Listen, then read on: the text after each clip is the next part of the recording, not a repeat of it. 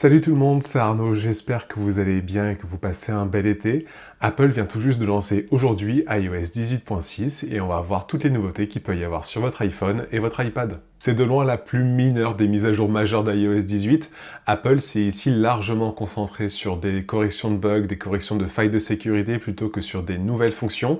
Il y a une raison à ça, c'est parce que c'est la dernière mise à jour majeure que vont recevoir certains appareils qui n'auront pas le droit à iOS 26 et Apple veut les laisser sur les bases les plus solides possibles. Les appareils d'ailleurs qui vont rester avec iOS 18, c'est l'iPad de 7ème génération avec la puce A10X, mais surtout les iPhone 10R, 10S et 10S Max. Je sais que ça peut faire mal dit comme ça parce que surtout pour les iPhones, c'est des produits qui sont encore géniaux aujourd'hui et qui paraissent encore tellement d'actualité, mais il faut se rappeler qu'ils sont sortis il y a maintenant plus de 7 ans aujourd'hui, et c'est ici que va s'arrêter leur chemin logiciel.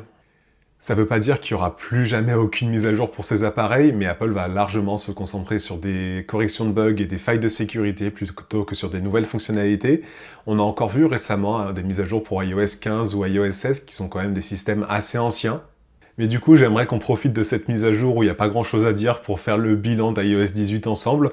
Qu'est-ce que vous en avez pensé pendant toute l'année? Quelle a été votre expérience avec iOS 18?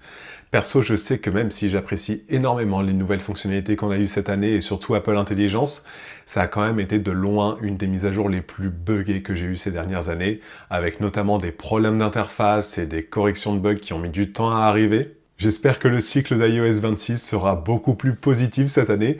En tout cas, ça a l'air d'être le cas, même si on est encore qu'en bêta. Ça a l'air d'être assez prometteur et j'espère que ça inaugure que du bon pour cette année. Maintenant, quand on regarde les notes de version qu'Apple a sorties pour iOS 18.6, elle nous dit justement que cette version se concentre sur des corrections de bugs et des corrections de failles de sécurité et qu'elle résout un problème où le partage des souvenirs dans photo était impossible. Et donc vous pouvez voir que sur mon iPhone 16 Pro, la mise à jour pèse 7,65 Go. Ce qui est dans la moyenne pour une mise à jour mineure d'iOS. Par exemple, si j'avais regardé pour iOS 26, on est plus dans les 10, voire même 15 Go. Donc ça reste une mise à jour assez contenue. Le seul vrai changement qu'il y a dans iOS 18.6, c'est que vous allez de nouveau avoir l'animation Hello quand vous allez faire une mise à jour. Et il y a aussi une nouveauté pour nous qui sommes dans l'Union Européenne, c'est qu'Apple a rajouté des explications quand vous allez installer un magasin d'applications tierces. Ça vous explique grosso modo ce que ça veut dire d'installer des applications qui viennent pas de l'App Store, qui n'ont pas été approuvées par Apple, et les risques que ça peut faire encourir à votre iPhone. Voilà, c'est tout au niveau des changements, ou en tout cas j'ai rien remarqué d'autre. Si jamais c'est votre cas, n'hésitez pas à me le dire en commentaire. D'un point de vue autonomie, maintenant, j'ai utilisé cette mise à jour en bêta depuis quelques jours, depuis la version Release Candidate qui est sortie la semaine dernière, et c'est à peu près similaire à ce que j'avais depuis le lancement d'iOS 18 et avec iOS 18.5. Donc pas vraiment de changement là-dessus, vous pouvez foncer les yeux fermés. Et puis évidemment, je le répéterai jamais assez, mais pensez bien à faire une sauvegarde de votre appareil. C'est hyper important avant de faire une mise à jour.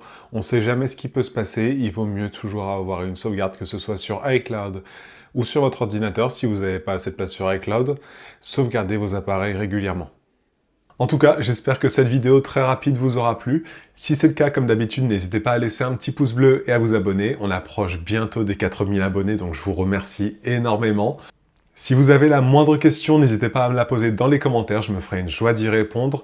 Moi, je vous dis à très vite pour une nouvelle vidéo. Prenez soin de vous, prenez soin des autres. Allez, salut!